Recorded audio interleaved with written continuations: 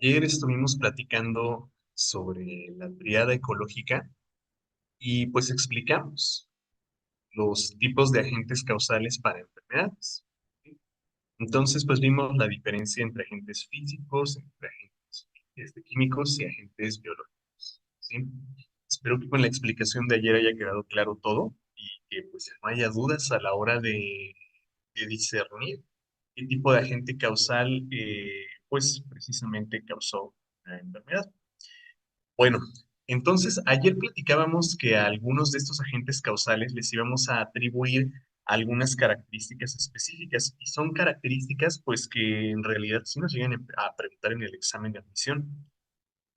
Así que vamos a ver ahora características de los agentes causales. Son bien simples, chicos, muy, muy simples. Entonces vamos a tratar de aquí de explicar todas y pues igual que quede bien claro. Ya saben, si hay alguna duda, me escriben.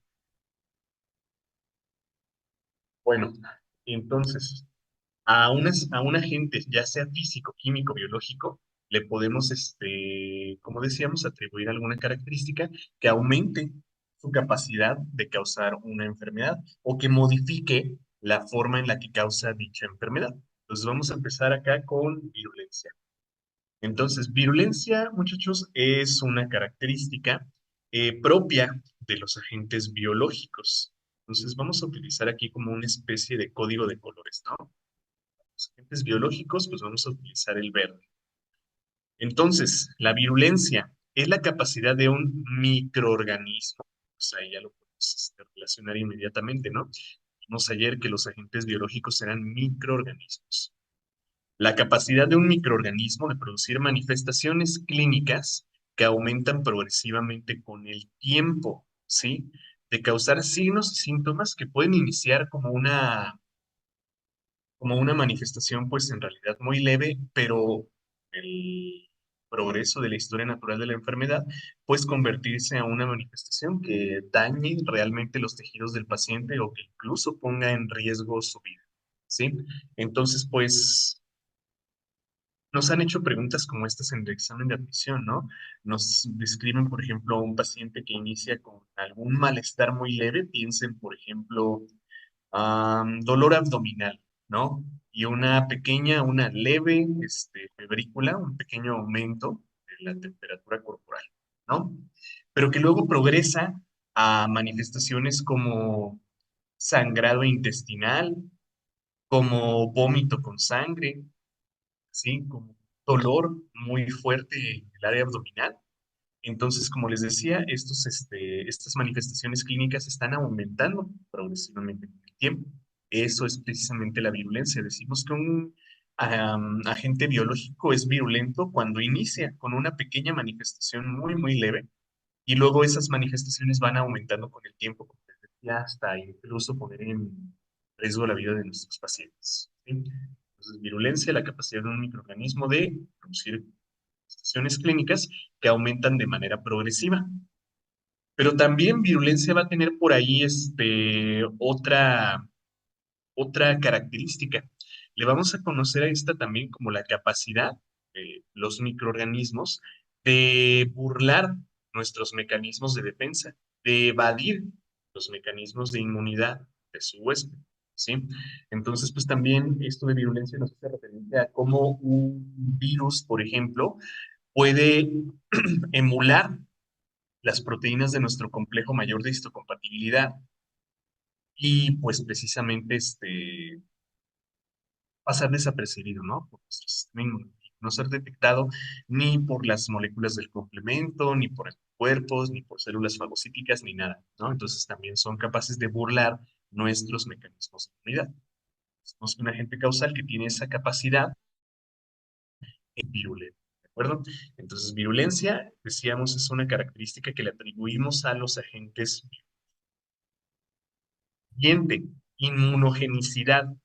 La inmunogenicidad es otra vez la capacidad ahora de un microorganismo, ¿sí?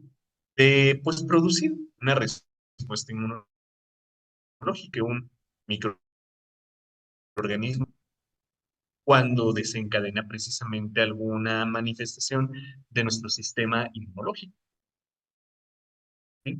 Este, un mecanismo de defensa como la inflamación, como la fagocitosis, como el complemento, como, no sé, inmunogenicidad, la capacidad de causar la respuesta inmunológica. Ahora, patogenicidad, pues va a ser una capacidad que tiene un agente causal, ¿sí?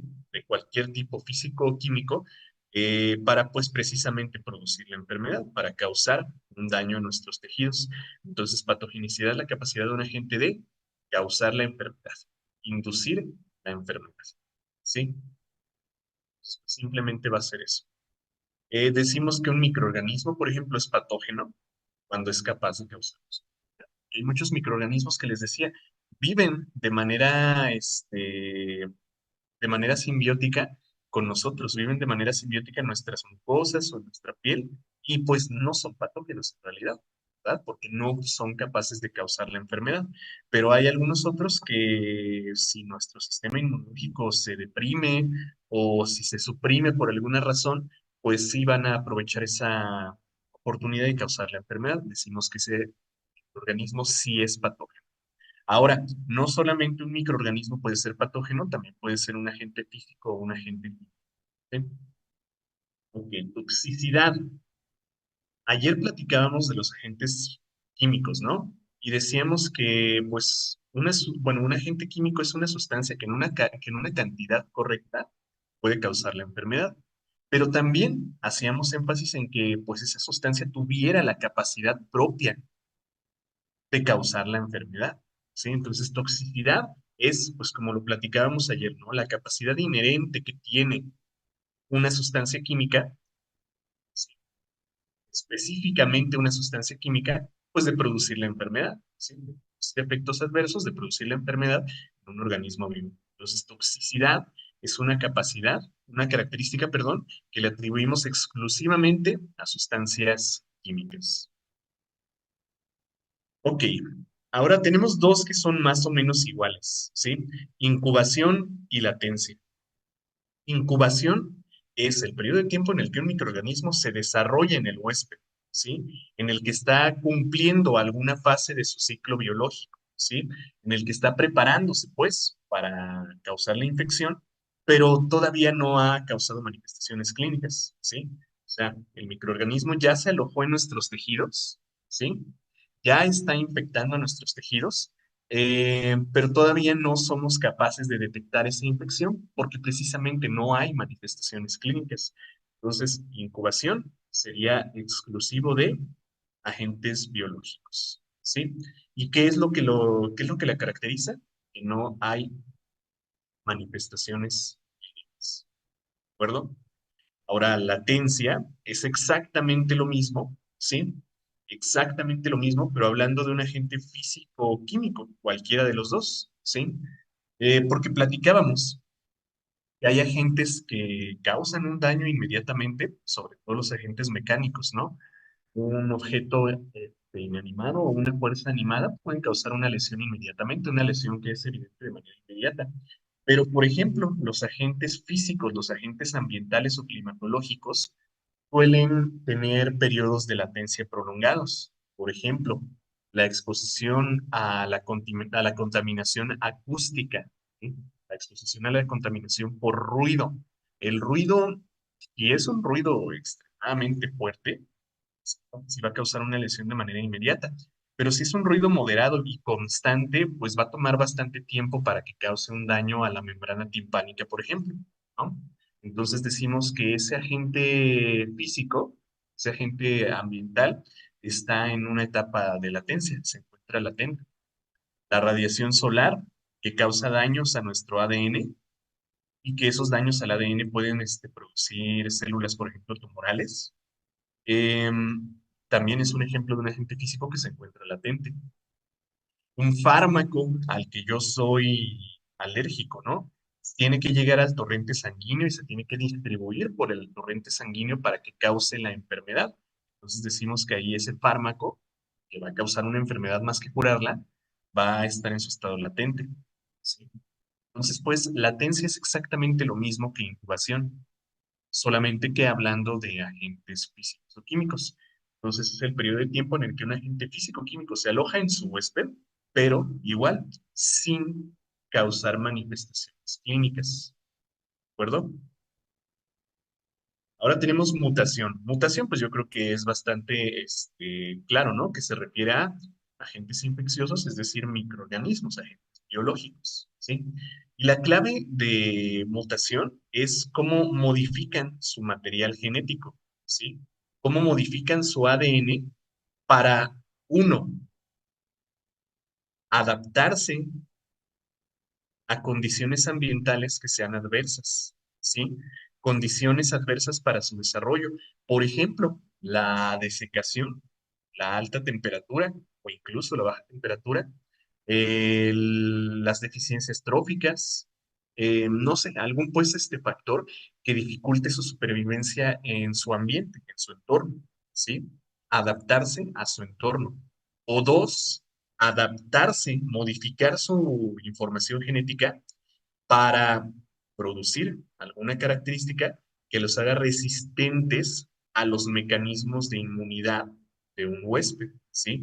Que sean resistentes. Por ejemplo, una bacteria que desarrolla una cápsula para resistir la fagocitosis, ¿no?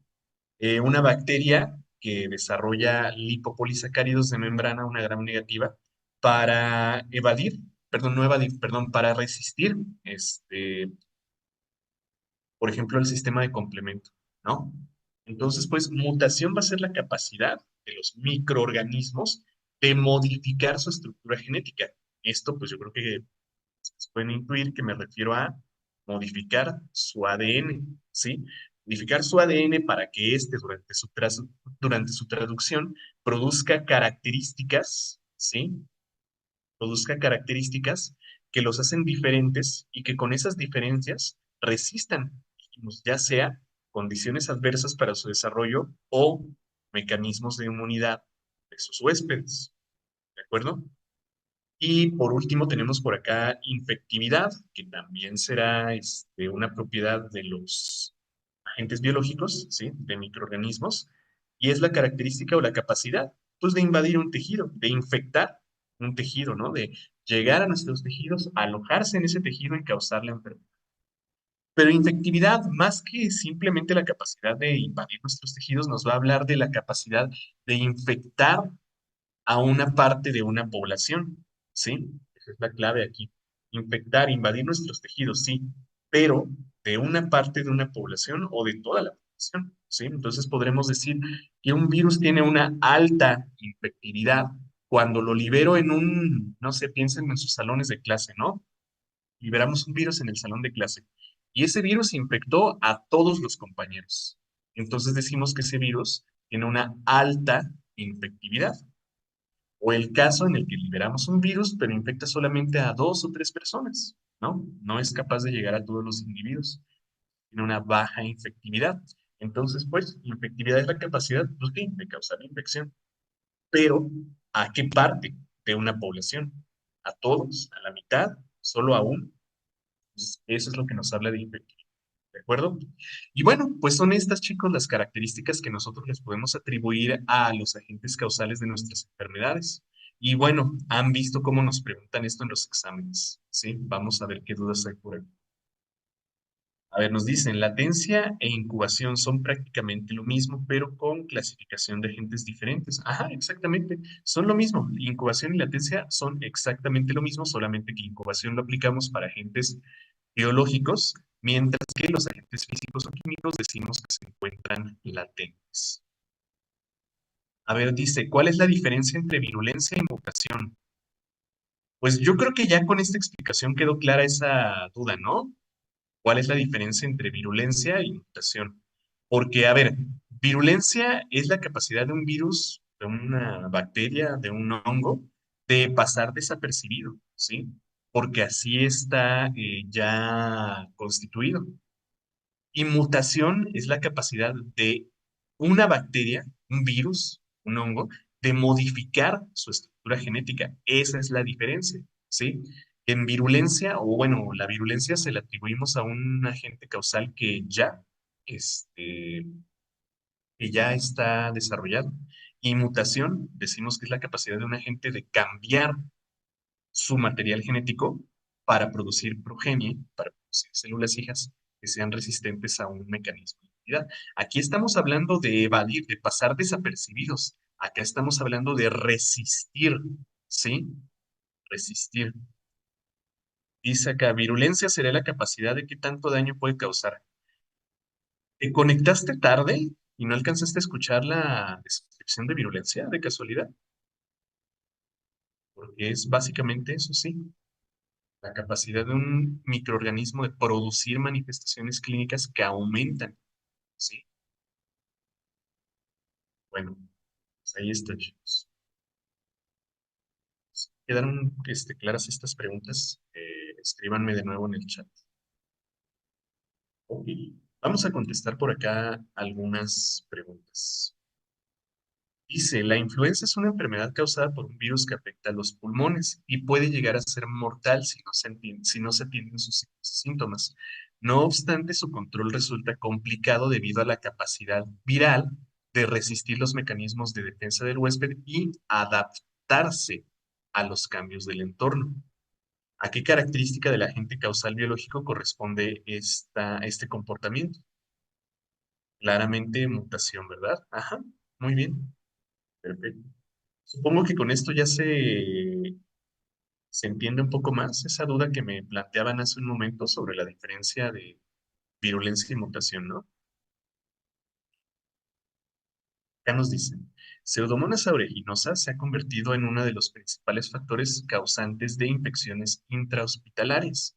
Dicho patógeno puede causar fiebre, inflamación en los tejidos, aumento de la frecuencia cardíaca y sudoración excesiva, o una septicemia puede llegar a ser mortal. ¿A qué característica del agente causal corresponde esta descripción? Ajá, virulencia, ¿verdad? Miren, qué interesante. Aquí tenemos. Bueno, yo creo que con esto ya queda clara, ¿no? La duda que me planteaban hace ratito sobre la diferencia entre virulencia y mutación. Fíjense cómo nos están hablando acá de adaptarse, ¿sí? No nos lo dicen de manera explícita, pero ¿cómo se va a adaptar un microorganismo?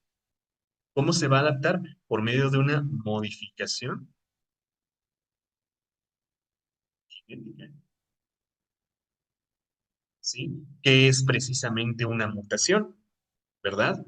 Y acá nos hablan de cómo puede causar, de cómo un microorganismo puede causar fiebre, inflamación, una taquicardia, no sé, o incluso causar la muerte, ¿no? Que es como me lo planteaban, ¿cómo decía? El nivel de daño, a ver, la capacidad de tanto daño que puede causar. Pues sí, básicamente eso, ¿no? Bueno, pues espero que ya quede clara la diferencia, ¿no? Ahí están dos preguntas que nos hacen referencia a esa característica. A ver, ¿la mutación es algo que solo ocurre dentro del huésped o también puede ocurrir fuera de él? También puede ocurrir fuera de él, ¿eh? Porque acuérdate que mutación era con dos finalidades: resistir los mecanismos de inmunidad o adaptarse a sus condiciones ambientales. ¿Sale? Entonces, puede ocurrir también fuera del huésped. ¿Las variantes de COVID son mutaciones? A ver, dime tú, ¿será una mutación? ¿Una variante de una cepa de un virus? ¿Ves ahora diferentes proteínas? ¿Qué dirías tú? Sí, exacto. Sí, esas son mutaciones precisas. Ok, pues ahí está, chicos. Son preguntas que nos hacen sobre algunos agentes causales. A ver,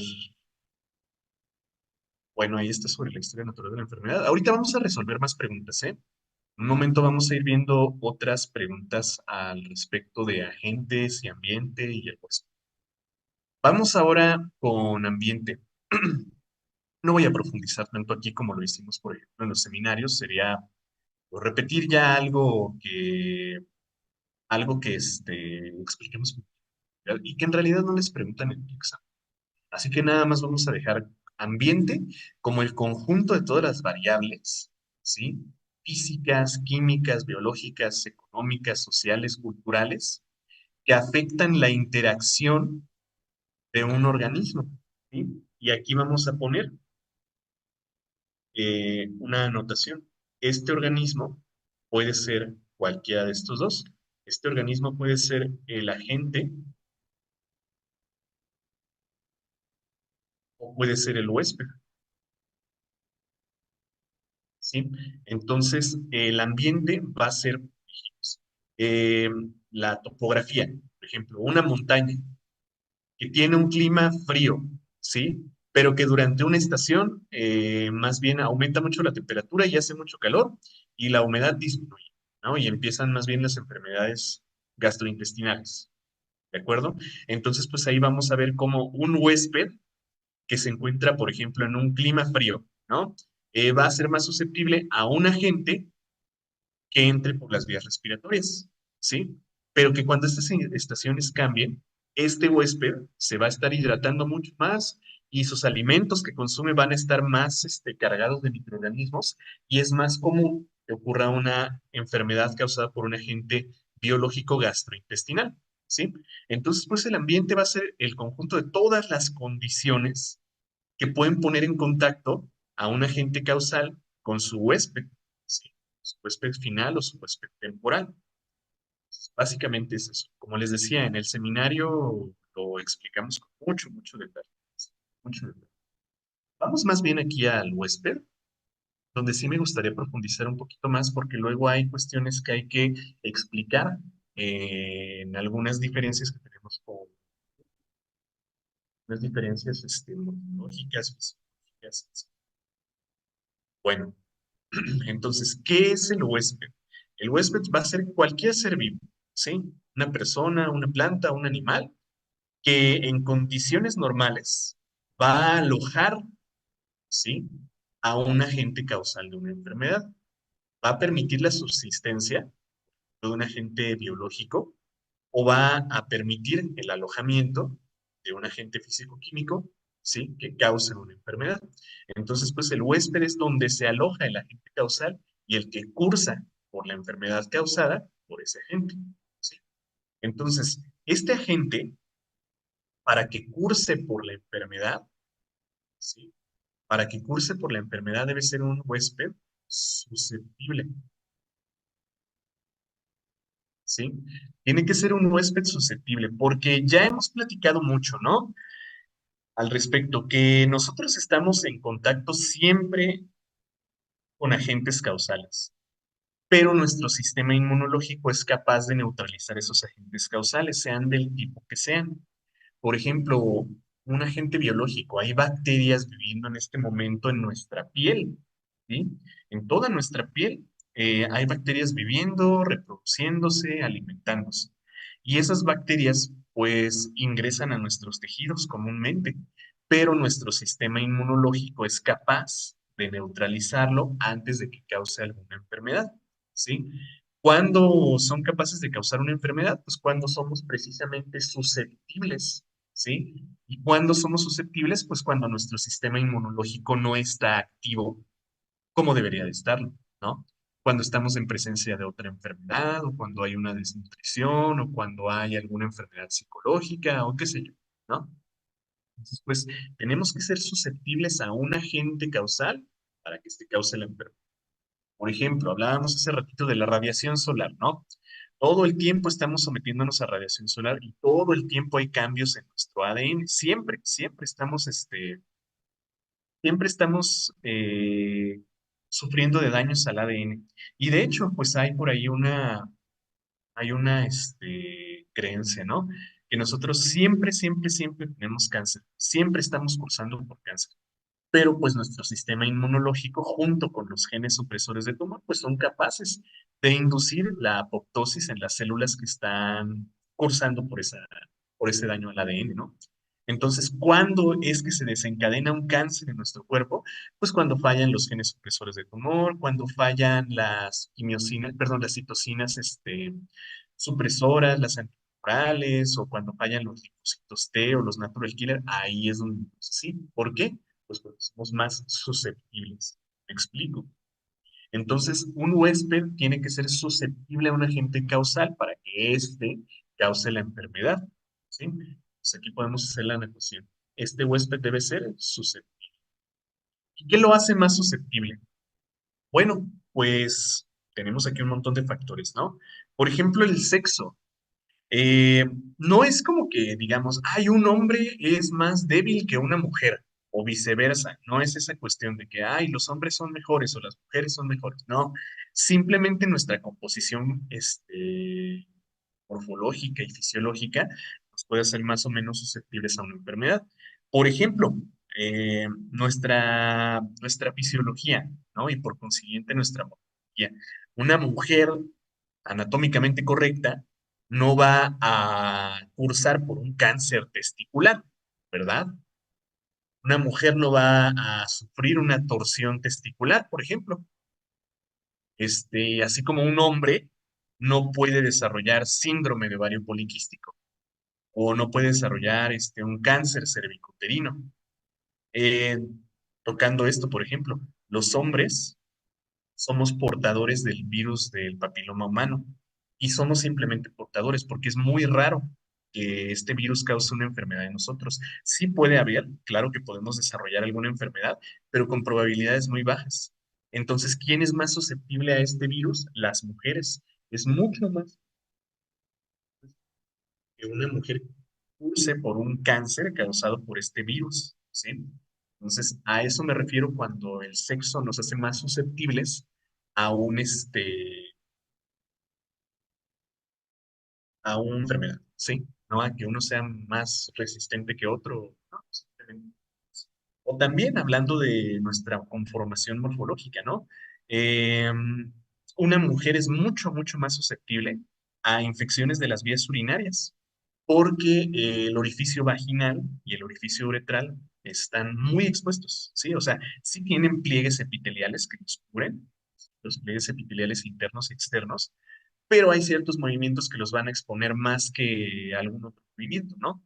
Entonces, pues es muy fácil que una mujer curse por una infección vaginal o una infección de las vías urinarias, pues precisamente por la exposición que hay, ¿sí? Entonces, una infección de las vías urinarias va a ser más difícil que ocurra para un hombre porque va a estar cubierta por el glande y además un epitelio que es el prepucio, ¿no? Entonces, pues es muy difícil que un hombre curse por una infección de las vías urinarias. Entonces, a eso me refiero, ¿sí? El sexo es un factor importante. Raza, pues igual no me refiero a un comentario como de que, una raza es mejor que otra, una es superior a otra. No, simplemente por nuestra constitución genética, porque recuerden que las variaciones raciales que tenemos en la especie humana son precisamente por variaciones genéticas, ¿no? Entonces, estas variaciones genéticas nos pueden hacer más o menos susceptibles a algunas enfermedades.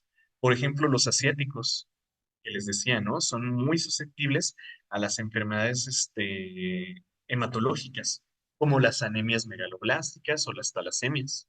Y nosotros, los centroamericanos, sudamericanos, somos más susceptibles, mucho, mucho más susceptibles a síndromes metabólicos, ¿sí? Que otras razas.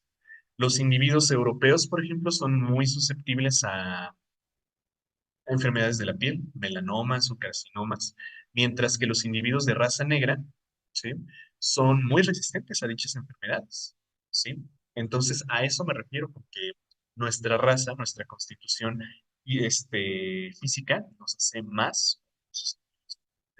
Y todo viene, pues, finalmente de nuestra constitución genética, ¿no? La edad nos va a hacer también más susceptibles o menos susceptibles a una enfermedad, porque, por ejemplo, el sistema inmunológico de un infante no va a ser el mismo que el de ustedes adultos, ¿verdad? No va a ser la misma exposición a antígenos que tienen ustedes ya a su edad a la que tenían cuando eran los bebés, cuando eran neonatos, ¿no? Entonces, el sistema inmunológico de un neonato, de un infante, es menos, bueno, no, iba a decir menos eficiente, pero de hecho es más eficiente, más bien está menos expuesto, ¿sí? Menos sometido a antígenos y tiene menos mecanismos de defensa, ¿sí?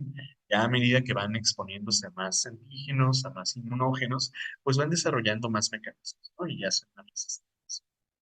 Entonces, La edad es un factor muy importante para el desarrollo de enfermedades. O también en adultos mayores, ¿sí? Hay enfermedades degenerativas que no son presentes, que no se presentan, por ejemplo, en niños, ¿sí?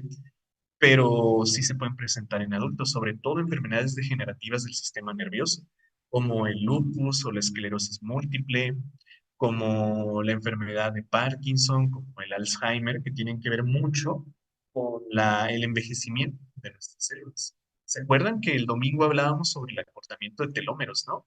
Eso es algo que está muy relacionado precisamente con esa cuestión.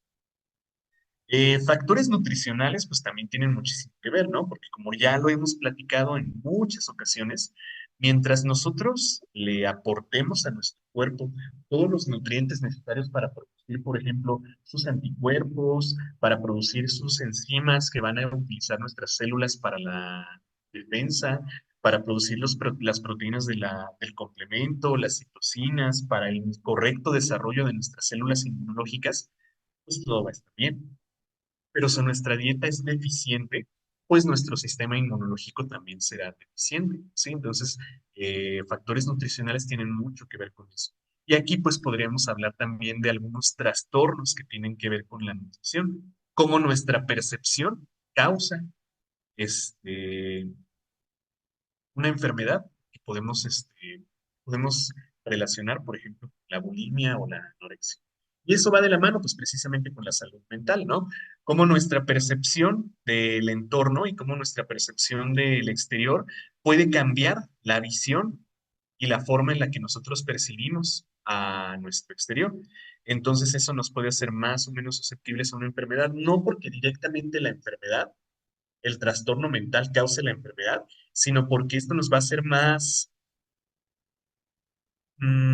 propensos a descuidar todo lo que platicábamos hace un momento, ¿no? Entonces, la salud mental, recuerden que también es algo que la OMS, por ejemplo, eh, considera muy ampliamente en el concepto de bienestar. Entonces, la salud mental tiene muchísimo que ver en nuestro desarrollo. Y bueno, pues ya hablando, por ejemplo, de trastornos mentales como la depresión, está completamente probado y completamente estudiado que estos trastornos depresivos suelen también suprimir a nuestro sistema inmunológico. ¿Sí? Entonces, la relación directa no está todavía definida, pero sí se ha estudiado que personas con depresión, síndromes depresivos o trastornos depresivos, suelen tener un sistema inmunológico pues mucho menos eficiente que una persona, iba a decir normal, pero no, eso está como para una persona que no tiene pues una enfermedad mental. ¿Sí? Cuestiones culturales también van a impactar directamente sobre el estado de salud de nuestros huéspedes, ¿sí? Cuestiones culturales, por ejemplo, como lo que platicábamos en países como la India, ¿no? Ya ven que es un ejemplo clásico, que su cultura descuida muchísimo la higiene, ¿no? Entonces, la higiene a la hora de preparar alimentos o la higiene personal va a ser pues un factor precisamente que nos hace más susceptibles a enfermedades. La higiene oral, por ejemplo, son muy susceptibles a enfermedades periodontales. Hay culturas, por ejemplo, hemos platicado también de los judíos, por ejemplo, que no aceptan donaciones de órganos o transfusiones sanguíneas, ¿no? O nuestra propia cultura aquí en México, que no sé de dónde sale la costumbre gastronómica de que todo lo tenemos que freír, todo lo tenemos que freír y eso nos da alimentos muy hipercalóricos, ¿no?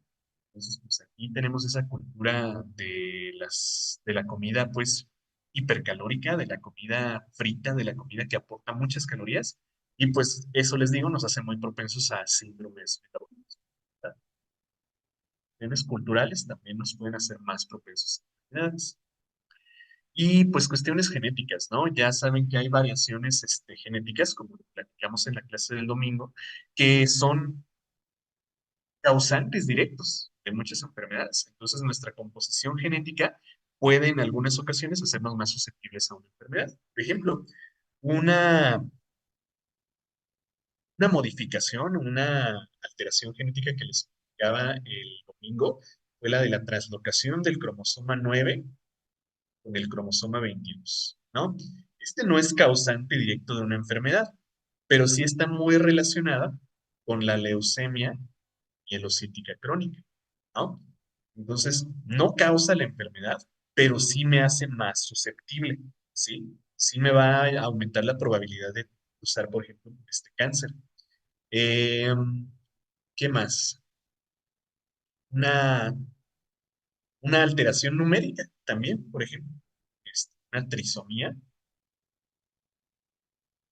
que no va a causar directamente, pero que sí está muy relacionada con el síndrome de Down, ¿no? Entonces, pues esto sí, tiene que ver con cuestiones genéticas. Pero bueno, entonces, pues, estos son factores que nos hacen más o menos susceptibles a una enfermedad, ¿sí? Bueno, ahí quedan estas cuestiones. Ya ustedes lo han evaluado y ya lo han relacionado con las preguntas que nos hacen. A ver, vamos a ver dudas por acá en el chat. Dice, mi ex tenía síndrome de ovario poliquístico. Ah, y es hombre. No es broma, obviamente, ¿verdad? Sí, bueno.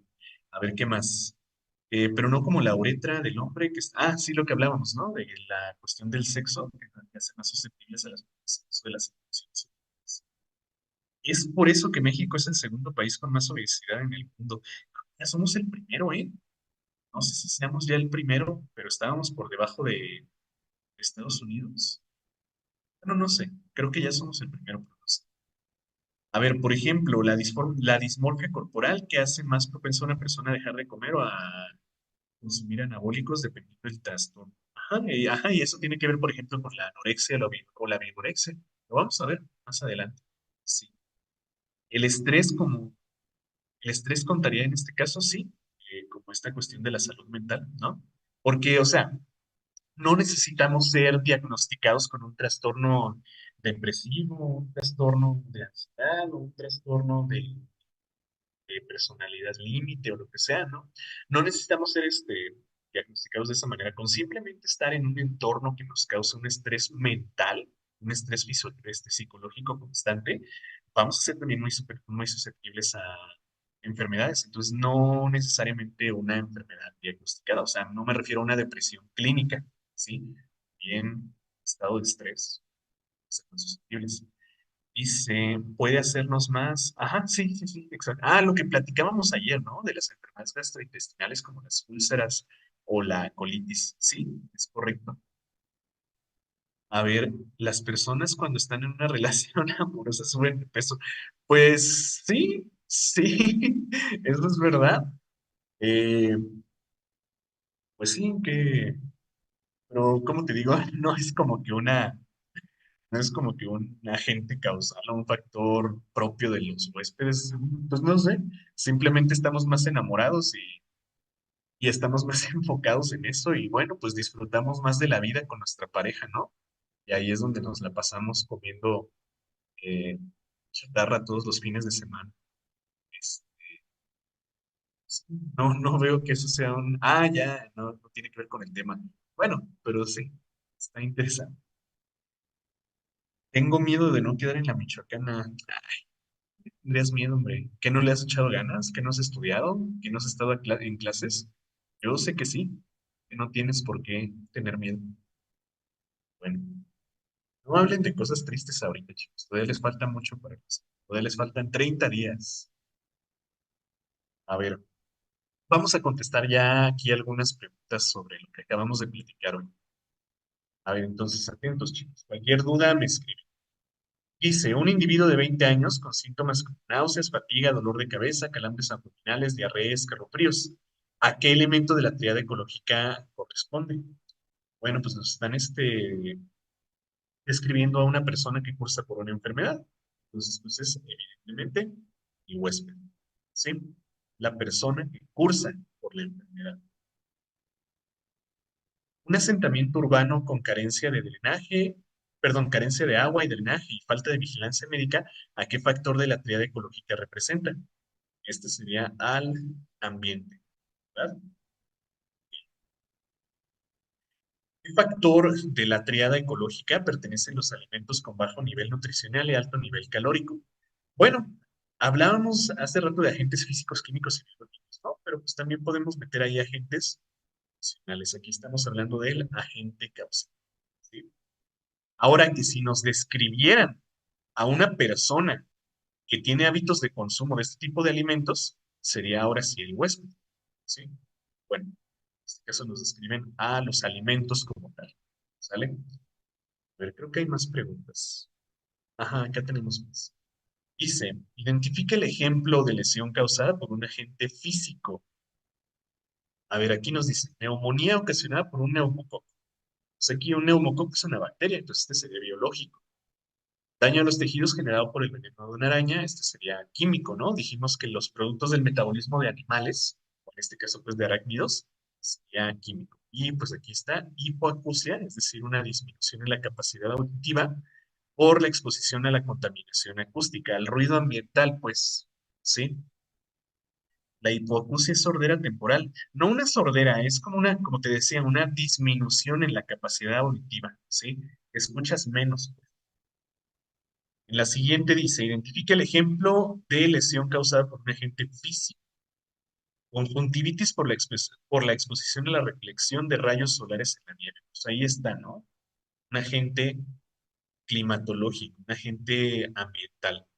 Acá nos dicen envenenamiento por exposición a fuentes de gases, es químico y comezón causada por piojos. Bueno, aunque lo que platicábamos ayer, ¿no? Aunque se trate de un agente macroscópico, sigue siendo biológico. Dice por acá, un sujeto se encuentra trabajando en una empresa cárnica donde expone los dedos a una cortadora y presenta sangrado, inflamación y pérdida de la conciencia. El tipo de agente causal al que se deben las lesiones es claramente físico, ¿no? E incluso podríamos aquí complementar que se trata de un agente mecánico, ¿sí? Bueno, dice, la epicondilitis provocada por el constante golpe de revés de un tenista es una lesión causada por la pronosupinación, así como la extensión del codo, la cual inflama los tendones. ¿De qué tipo de agente causal se trata? Es mecánico, evidentemente, ¿sí? Fíjense que aquí nos ponen mecánico y físico, pero pues yo creo que podemos descartar físico porque no nos están hablando de un agente climatológico, ¿sí? Dice, un joven se expone al sol en una playa durante 5 horas y presenta ardor, enrojecimiento y dolor en las zonas descubiertas. El tipo de agente causal al que se deben las lesiones es físico. ¿Sí? Bueno, veo que todos contestaron de manera correcta, ¿eh? No hubo respuestas incorrectas. Entonces, yo creo, podríamos decir que este tema ya está bien entendido. Esto de los agentes físicos, químicos y biológicos y la teoría ecológica se ha entendido bien. ¿Sí? Exactamente. Bueno, vamos a dejarle ya por hoy hasta aquí, ¿sí? Espero que haya quedado todo perfectamente claro. Mañana vamos a ver la Academia Epidemiológica para tratar de explicar también eso y que quede bien claro porque hay preguntas a las, ¿sale? Entonces, pues, de mi parte sería